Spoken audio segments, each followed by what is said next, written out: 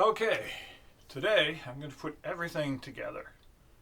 I have my bowls, all my other instruments, I've got all my bells, and I have the gongs. So we're going to talk more about creating a setup right here on It's Cuppa Time.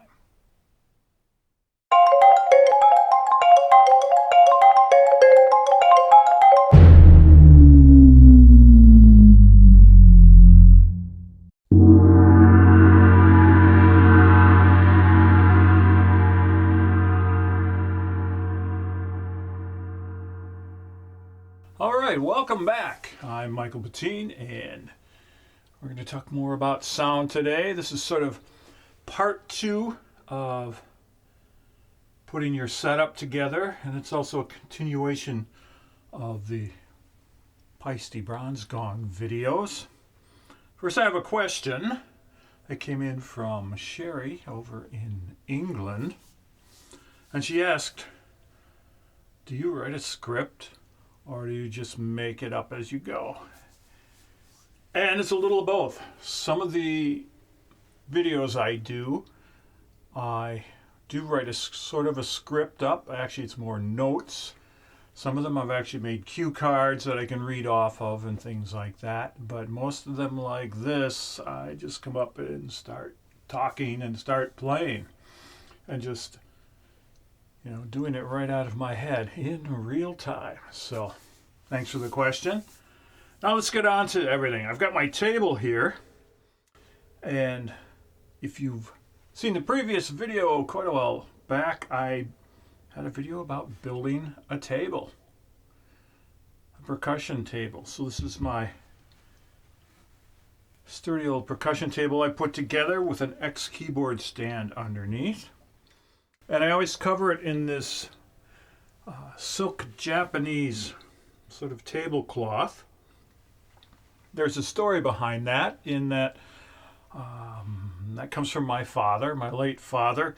He was stationed in the U.S. Army in Japan after the Second World War. And in 1949, he sent 3 of these back to his mom. And after she passed on, he got them back, and he passed them on to me. So I like the blue one. I think it looks really nice. It covers the table, and I always use it as sort of an homage to him and to remember him, because he was always very supportive of my musical career and everything I did. So I've got my table, which is actually covered with speaker cloth fabric. So again, I'll put a link to the building a trap table and a mallet stand video down below. And then on top of that, I have, this is rubber, I don't know what you would call it, shelf backing or whatever. It's the sort of thing that you would put in your cupboards to put your dishes on and that, so it's non-skid.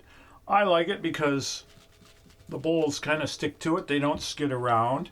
And it also is like having a cushion, so I don't have to put an O-ring or a little stuffed cushion that you normally will find with bowls. I can just put them right down on this, and they sound fine.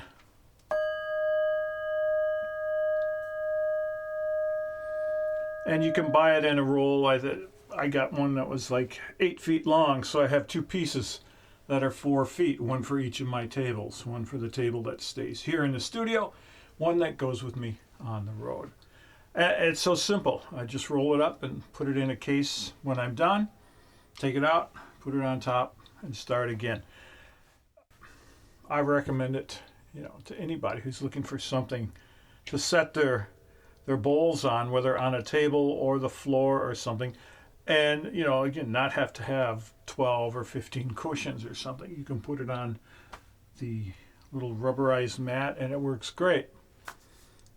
Okay, let's get on to the instruments here on the table of alchemical secrets here, as I sometimes call it. They're my altar. And let's look at the bowls first. Most of these are Japanese rin bowls, small rin bowls that you would find in a home butsudan or something more for a personal meditation. And some of them even have little burn marks inside that, let's see, we can get a quick look here. You can tell people we're burning like incense or candles inside in their personal sanctuary. I like rin bowls a lot because they usually don't have the overtones of a singing bowl, because I use these with mallets. I prefer to strike them and think of them as resting bowls or resting gongs, which they sometimes are called. So most of these are rin bowls. I have one singing bowl here and another one here, and this is a third singing bowl. All the others are rin bowls, and it's rare that I'll play any of these with a wand, just your standard wooden wand. It's rare that I'll do that. Like I said, I prefer to play them with mallets in a more percussive manner. If I want that singing bowl sound, I'll use either of my drill boo bells here that don't have a clapper in, so I can play them with the wand.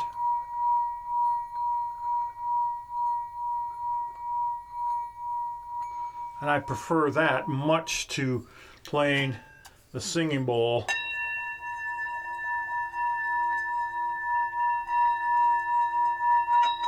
So that's just a preference for me, especially when I'm out working and have this setup. I really prefer that. And I'll have a full bell and bowl video coming up, really going into detail and explaining all the different ones that I use and that I have. So let's look at some of the other instruments, and then I'll get back to the bowls. I like to have shakers. Sometimes I'll use little box shakers or little sort of ball shakers, different things like that. But what I really like are using seed rattles. I have 3 different ones here. I have some real small, gentle ones.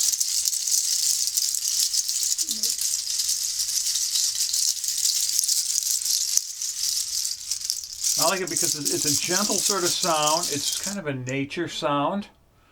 I do a lot of work just trying to evoke pictures and memories in people's minds. So a lot of people will hear things like this, and it brings up some sort of a memory. And those are from, I think these are from Ghana. These are Peruvian. These are actually ankle bracelets for dancers. I like them. It's a little more bright sound, a little louder, or I could just use one. They're sort of percussive, but it's just that, it's kind of that woody sort of sound, which to me makes a nice variation from all this metal here. I often use these in a textural manner, maybe moving between instruments, or while I'm playing some other instruments to give it a background. And then I have these African ones. These are larger seed pods, a little deeper, larger sort of sound. So you can kind of combine them.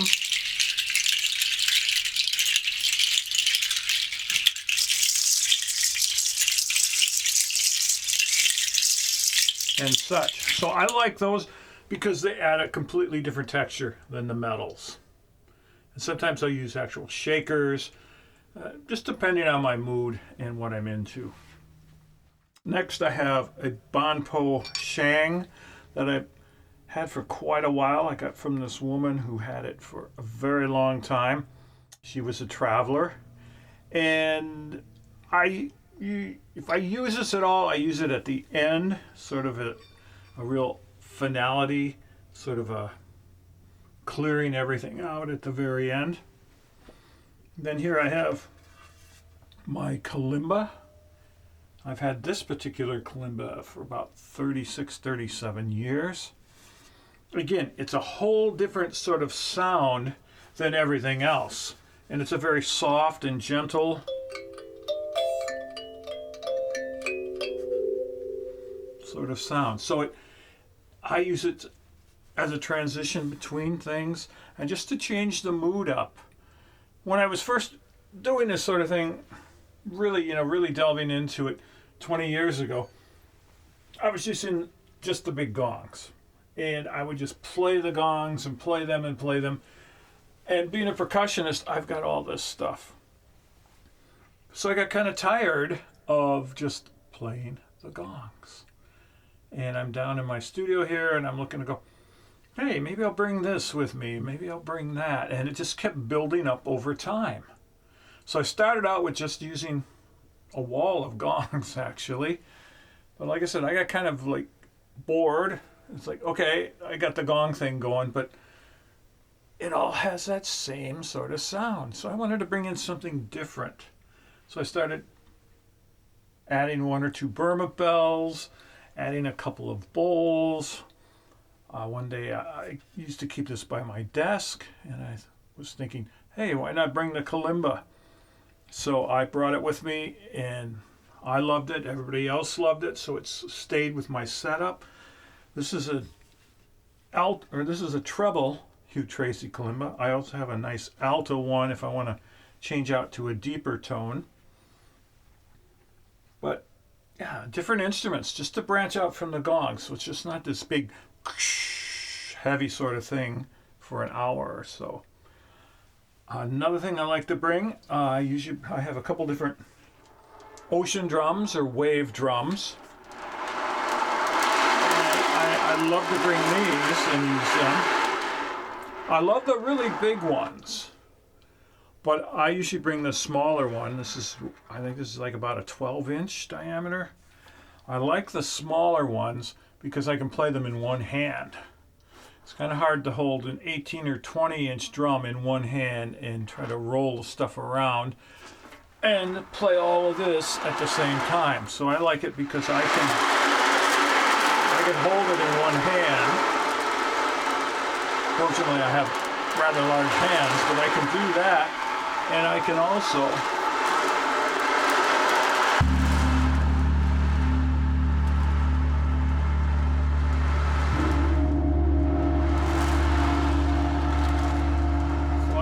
play the other instruments. And that works out really well. So that's kind of my current setup. We talked about the Sheng bell plates, the Burma bells, and the copper-clad bells before. But that's pretty much what I use when I'm playing out. So let's go back to the bowls, the rin bowls and the singing bowls.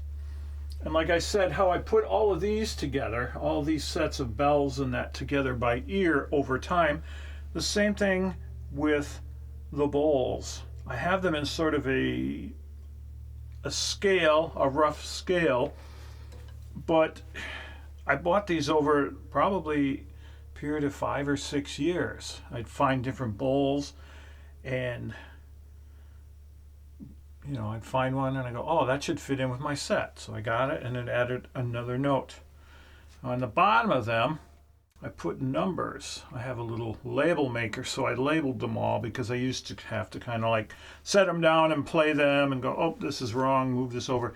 So now I just labeled the bottom and 0, 1, 2, 3, 4, 5, 6, 7, 8, 9, 10. It works out perfectly that way. So we have the real high,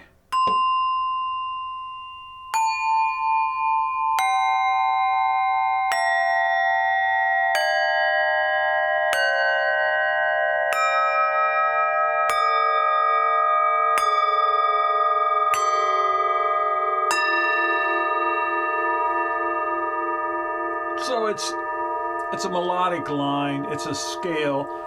Nothing is tuned to the piano, to the Western scale, but it makes a nice melodic setup. So I can play little melodic lines. And then I have the bigger ones here.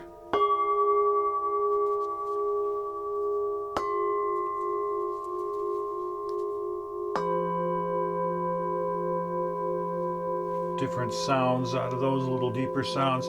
I have one that duplicates one over here. but it's a little heavier Rin, and I use this for different things. So that's my sort of setup. And I'm just going to play a little something here, sort of a short version of what I do, just to show how I kind of work all this stuff together. Okay.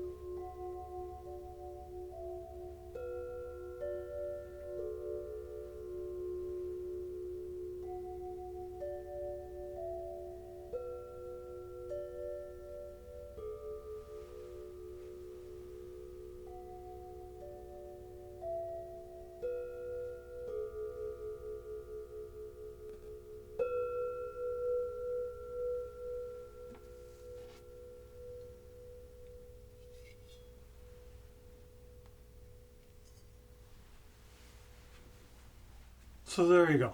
This is sort of an idea of combining a lot of different sounds. And I know most of you people out there are not working with this amount of equipment.